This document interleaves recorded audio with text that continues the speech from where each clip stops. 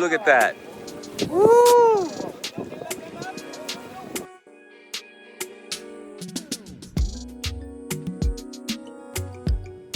Hey, what's going on, everybody? This is Hallie with Back Fishing again, and thanks for watching another episode of my adventures.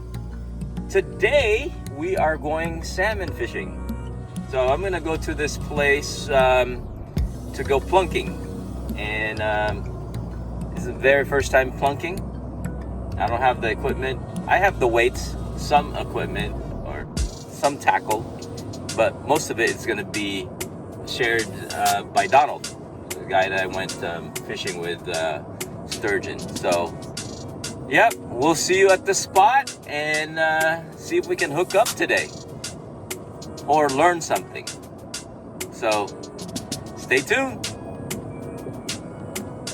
So guys, just in case you don't know about plunking, plunking is basically you throw a lead weight out there and you put a spin and glow or some kind of bait, and you just kind of wait for the fish to come by and strike it if they're feeding, or out of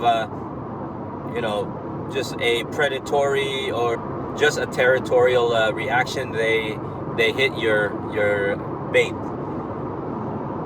All right, that's basically what plunking is. All right, we're out here with Jeremy right here, and of course Mr. Sturgeon Man. Yeah. All right, hey, we're gonna help you guys check out how he does this setup here for plunking. So stay tuned, man. Here we go. Some of this mesh roll, you can get it from Fisherman's. You pretty much get it from any craft store. You can even use pantyhose from women's, but don't take your wives or your girlfriend's pantyhose because they might not be very happy with you. I've done that and it doesn't turn out very well. And they catch fish, but they caught fish especially already. the used ones. But they get a little mad. So we go to the craft store and buy some of this little mesh. Yeah, we'll keep this PG-13 friendly. Yeah. Gotta keep it PG-13 friendly. Yeah. It's alright. I didn't go into detail. And then we're just gonna tie this up and do a ball. So we just took some of the mesh, a little 2x2 square of the mesh, probably about that big, and then put the tuna right in the middle and balled it up. Yeah, that's just for scent, right? Yep. This is just for so they can smell it. Cause show them the water. You can show them the water, and you can see how fast it's running. Yeah. So without this scent, they're not going to really want to come anywhere close to the bank where our lures are at. Okay, just like that. Just put the magic thread around. Yeah, we want to get these tails out of the way. Yeah. So you don't want to tie down your fins, your little skirt. You don't want to tie that down to the hook, like I'm getting ready to do. Okay. So you want to make sure that you always hold these back. What I like to do is I like to take one hand and just hold those back like that. There's different ways to do this. You can just tie the tuna also straight to the shank of the hook, but I don't like that because with this heavy current, if it's tied directly to the shank of the hook, it tends to wash out easier. Yeah, it makes sense. So I like to just kind of, you want to secure it right down the middle of this, so I'm just securing it to each of the hook points, like that. And I'm just gonna do a couple half hitches. Oops. Like that.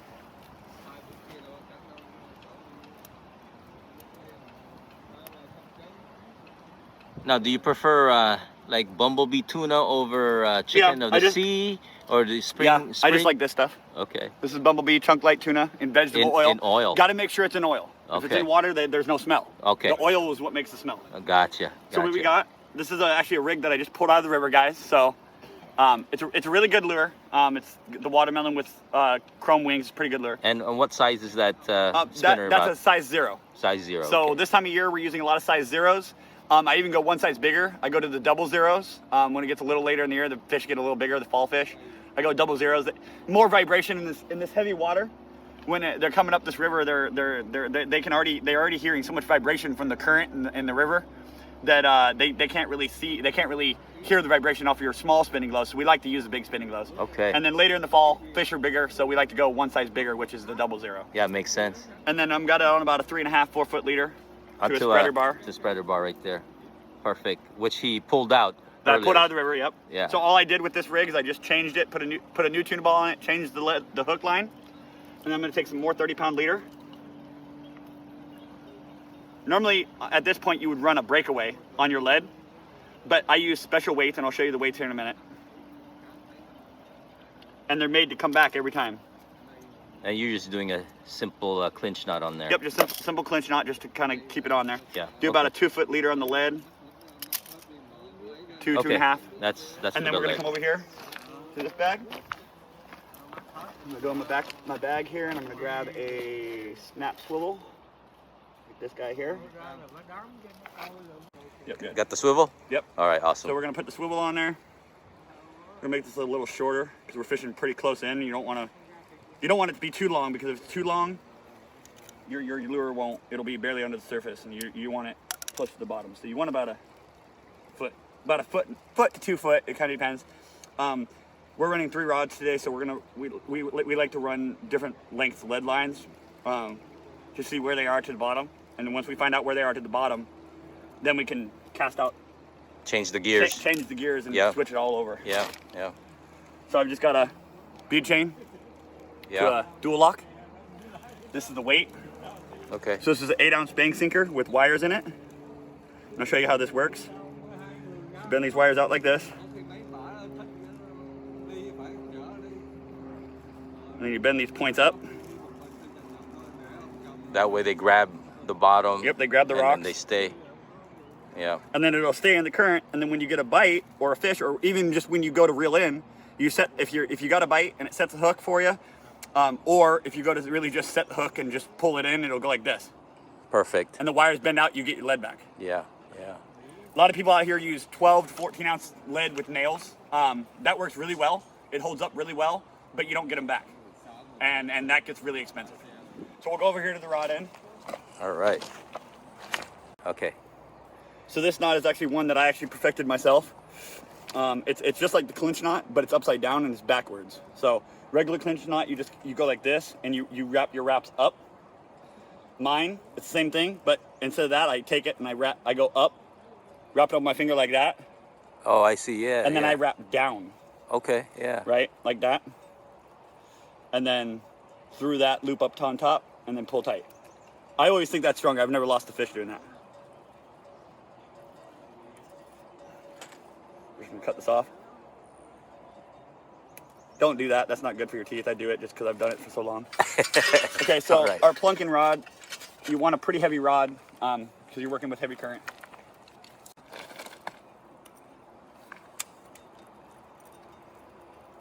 All right. So we're just gonna go pretty close here. These early fish, they like to be pretty close to the bank, so we're just gonna go ahead and give it a little flip.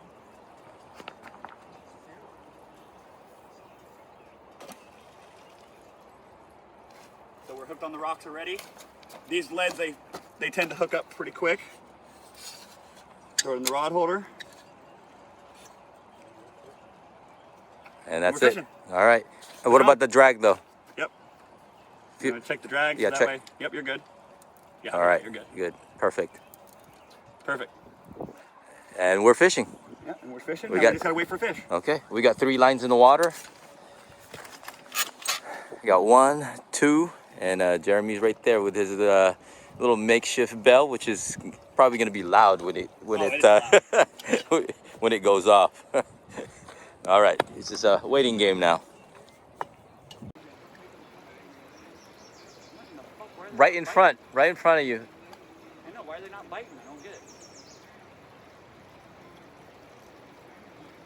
Oh, Right there. I see it.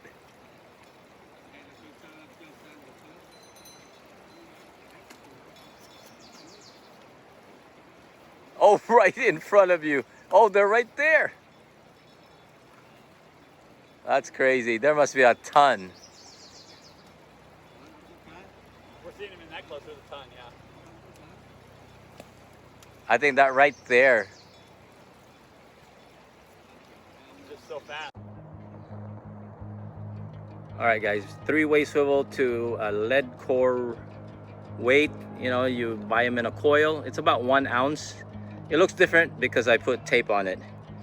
And I have a 5-foot leader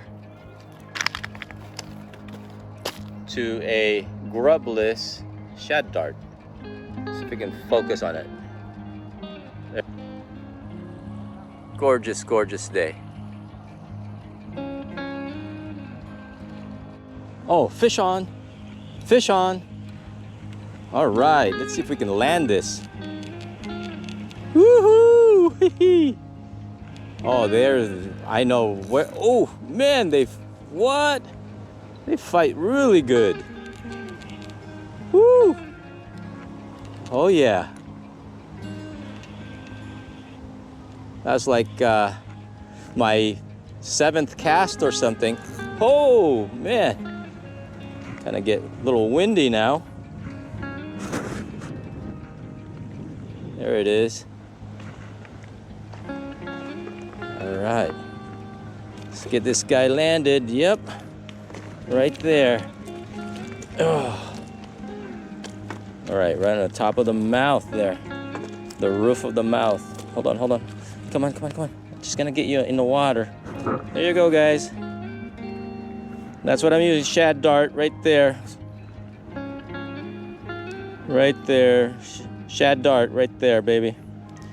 And there's your American shad. It's a little small one, but will do, will do. All right, fish on. All right, fish number 2. All right, see if we can land this puppy. Wow. Nice. Nice little run.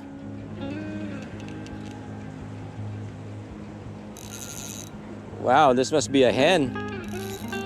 Wow.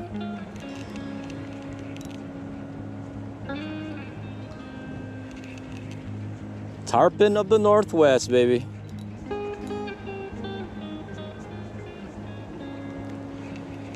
Looks like a pretty good size one. Oh yeah, look at that flashing. Yeah, right on the top lip. All right.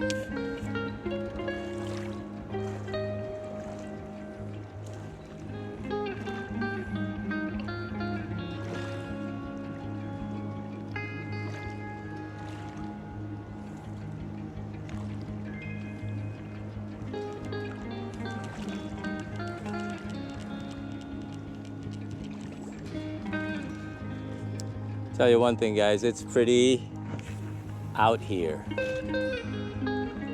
Ooh, that was far cast.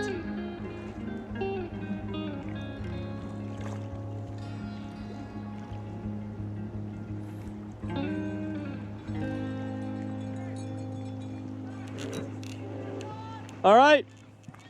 Yeah. Got you. Yeah.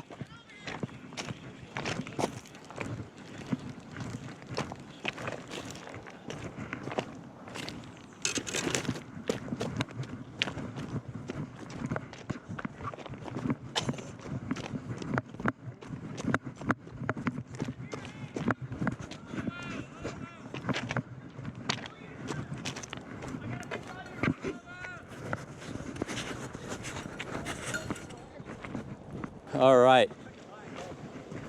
Should have been to that rod by the time I hit here. Move. Okay, watch out. Sorry, I'm not trying to be rude, but you know I have a fish on. You should be running to that rod, though. I do the same thing for you. All right, here we go. All right, boys, got fish on? Yeah. I was shad fishing over there, and man, got a fish.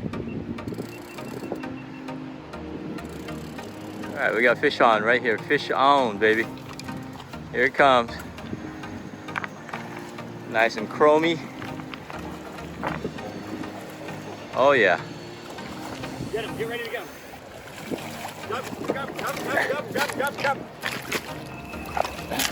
Keeper, got it. Grab, all right. Get it up. Yeah, you got it. You got it. It's good, dude. It's good. He's there. He's secured. 2 for 2. Today, yesterday, and today. Right on. Yeah, beautiful. Nice. All right, guys, thanks for joining me in this episode of backfishing. That's how to do a little bit of plunking. I'm just kind of new at plunking, and I just want to thank Donald for showing me the ropes on how to plunk. So, yeah, thanks again, and we'll see you soon. All right, fish on. All right, fish number 2. All right, see if we can land this puppy. Wow. Nice. Nice little run.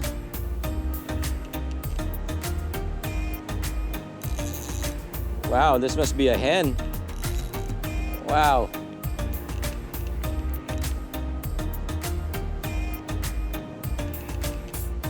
Tarpon of the Northwest, baby.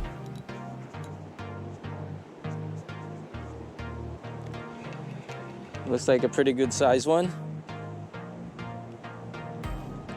Oh yeah, look at that flashing. Yeah, right on the top lip. All right.